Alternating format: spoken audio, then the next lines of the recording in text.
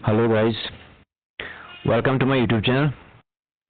तो हमने ये यूट्यूब चैनल आपके लिए खोली है, आपके एग्जाम्स के लिए। जो भी जेके एसएसबी के एग्जाम्स होंगे उनमें जो भी एमसीक्यूज होंगे इम्पोर्टेंट,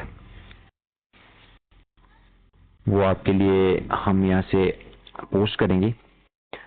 जो भी प्रीवियस ईयर के क्वेश्चंस होंगे इम्पोर्टेंट होंगे, एग्जाम ओरिएंटेड होंगे, जिससे आपको एग्जाम में फ़ायदा मिलेगा, वैसे वैसे एमसीक्यूज आपके लिए हम यहाँ से लाएंगे।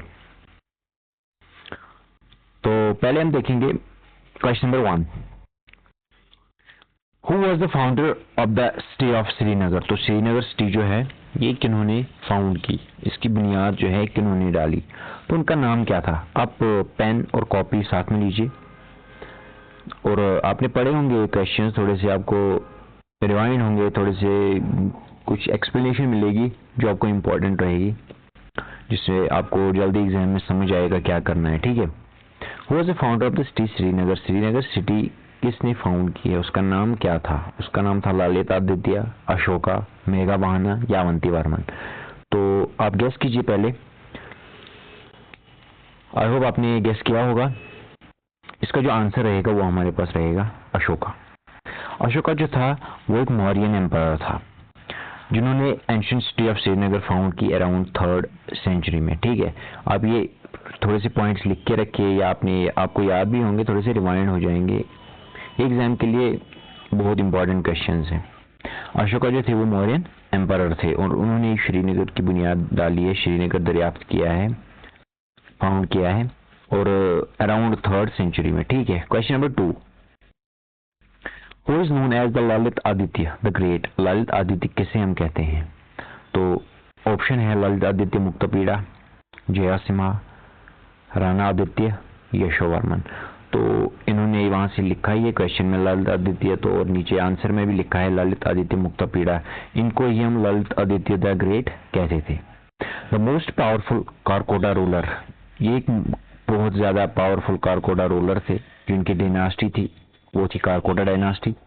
Expanded empire from Kashmir to central Asia, जिन्होंने अपनी जो सल्तनत की वो उसको कश्मीर से सेंट्रल एशिया तक लेके गए। Known for Markan sun temple, जो हमारे पास अनंतनाग मटन में है मार्कन सन टेम्पल, उसके लिए जाने जाते हैं, जिसके रिलेटेड बहुत सारे एमसीक्यूज एग्जाम के लिए आते हैं, एग्जाम में आते हैं। तो ये आप इम्पोर्टेंट, इस क्वेश्चन को आप मार्क कीजिए, इंपॉर्टेंट, इसमें से कोई ना कोई क्वेश्चन तो आता ही है। Question number 3, Kalhana's Rajatarangini was written during the reign of which king. Kalhana जब लिख रहा था Rajatarangini king of river of kings जिसे हम कहते हैं, जिनमें गुणानंद फर्स्ट लिखे गए हैं कि पहले राजा थे। तो जो उन्होंने राजतरंगिणी लिखी है जम्मू कश्मीर के बारे में, यहाँ पे कितने किंग्स आए, किसने कितने टाइम तक रूल किया यहाँ पे, तो ये किस टाइम पे इन्होंने लिखी है, तब यहाँ पे कौन सा राजा रूल करता था। अवंती वर्मन थे, जयसिम्हा थे, सुशोला थे या हर्षा थे। तो आपने क्वेश्चन का आंसर दिया होगा, इसका जो आंसर है वो है जयसिम्हा। उस टाइम यहाँ पे जयसिम्हा का राज चल रहा था।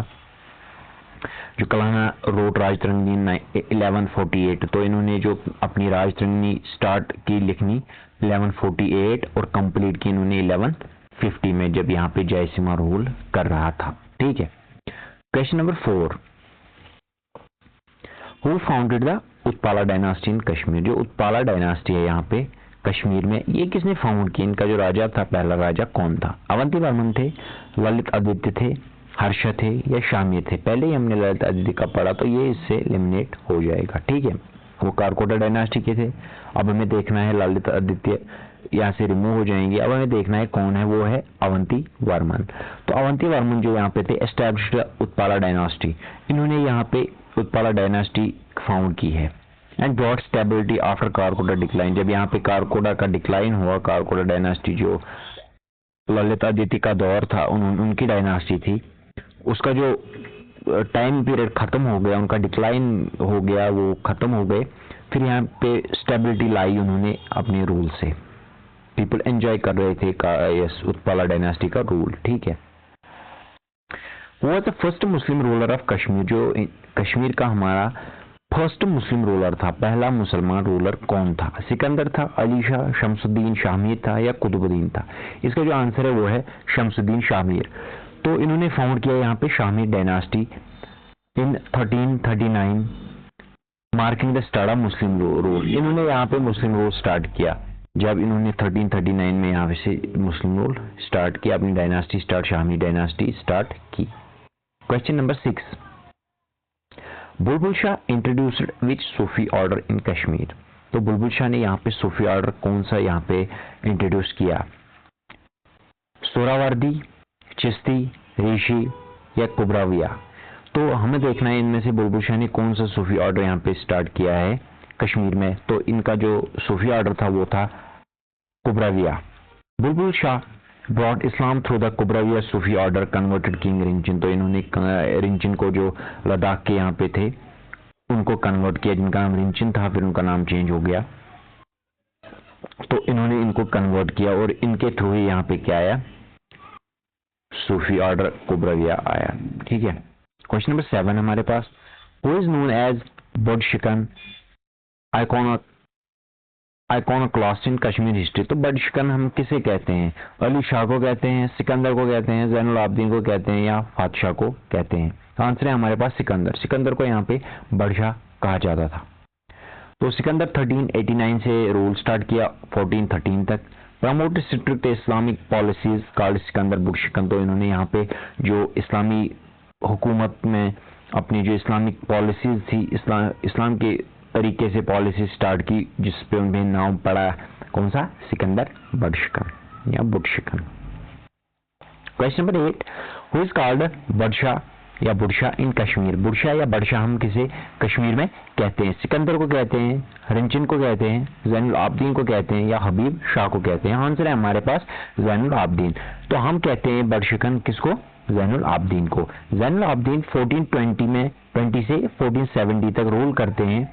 ब्रॉड पीस, उन्होंने यहाँ पे अमन लाया। एनकरेज आर्ट्स, जो यहाँ पे आर्ट था, कलाकारी, फनकारी थी, उन्हें यहाँ पे बढ़ावा दिया। क्राफ्ट्स, जो नक्शे, हाथों से नक्शे बनाते थे, उन्हें यहाँ पे एनकरेज किया। एंड एबॉलिश्ड हारिश लॉज, जो यहाँ पे हारिश लॉज थे, सख्त कानून थे, जुल्म होता था, उनको उसने ख़त्म किया, इसलिए उनका नाम पड़ा बडशिकन या बुडशाह। तो उसका जो क्या कहते हैं, इसका जो मीनिंग है वो है ग्रेट किंग। ठीक है। क्वेश्चन नंबर 9 है हमारे पास, the treaty of Amritsar 1846 was signed between the British and home.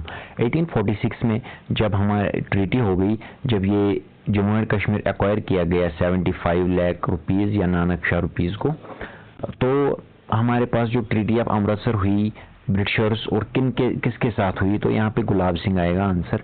Gulab Singh ने ये खरीदी ब्रिटिशर्स से 75 लाख नानक शाही में, या 75 लाख रुपीज़ आप कह सकते हैं सिंपली। 75 लाख नानक शाही पैसों से इन्होंने ब्रिटिशर्स से ये खरीदा, क्योंकि ब्रिटिशर्स वर्ल्ड वार हो गया था, वो यहाँ पे हुकूमत नहीं कर पाते थे, उनका जो डिक्लाइन होने लगा था। फिर उन्होंने बेच दी गुलाब सिंह को और गुलाब सिंह ने यहाँ पे हुकूमत स्टार्ट की। ठीक है। राजा गुलाब सिंह को उन्होंने बेच दी। British sold Kashmir to Gulab Singh for 75 lakh Nanak Shahi rupees after first Anglo Sikh war. जो यहाँ पे एंग्लो सिख वार हुआ था, उसके बाद उन्होंने ये इसको बेच दी गुलाब सिंह को। हमारा इस वीडियो का लास्ट क्वेश्चन है हमारे पास, 10th क्वेश्चन। तो जिन्होंने चैनल को सब्सक्राइब नहीं किया है, किसी ने भी नहीं किया है, मेहरबानी करके आप पहले बन जाइए, आप सब्सक्राइब कीजिए। आपको कुछ करना नहीं है, सब्सक्राइब पे क्लिक करना है, मेहरबानी होगी। Who was the last Dogra ruler of Jammu and Kashmir. हमारे पास डोगरा रूलर थे, डोगरा रूल जब स्टार्ट हुआ वो हुआ गुलाब सिंह से, और हमारे पास लास्ट जो डोगरा रूलर थे गुलाब सिंह से 1846 से स्टार्ट हुआ, और हमारे पास 1946-47 तक ये रूल रहा और डोगरा रूल रहा। तो कौन थे इनके लास्ट जो पूर्वज थे, लास्ट जो थे डोगरा रूल के रूलर यहाँ पे कौन थे, वो थे हरि सिंह। सॉरी, आपको ये आपके लिए होमवर्क था तो मैं भूल गया, सॉरी फॉर दैट। ये आप थोड़ा सा खुद भी चेक कीजिए, ये हरि सिंह ही थे। तो इन्होंने फिर यहाँ पे जो इंस्ट्रूमेंट ऑफ एक्सेशन हुआ था इसी दौरान, जब यहाँ पे अफगान आए थे हमला करने के लिए, उन्होंने यहाँ पे मारना शुरू किया लोगों को। तो फिर उनकी हुकूमत, जो गुरोगा हुकूमत, उनका सामना नहीं कर सकती थी। फिर उन्होंने इंस्ट्रूमेंट ऑफ एक्सेशन किया हिंदुस्तान के साथ, इंडिया के साथ, हमारे इंडिया के साथ, और उन्हें कहा कि हम आपके साथ ही रहेंगे। फ़िलहाल हमें आप बचाइए। तो उन्होंने वहाँ पे फ़ौज भेजी यहाँ पे और इन्होंने ये वापस एक्वायर किया।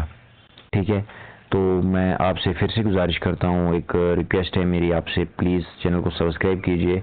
रोज़ 10-10 आपको MCQs मिलेंगे, एग्ज़ाम ओरिएंटेड इंपॉर्टेंट MCQ, जो आपको बहुत ज़्यादा काम आएंगे विथ एक्सप्लेनेशन, और आप इनको एंजॉय भी करोगे। ज़्यादा टाइम नहीं लेंगे, 10 से 20 मिनट, 10 से 15 मिनट, 10 से 12 मिनट। इसी दौरान हमारा जो लेक्चर होगा वो फिनिश होगा।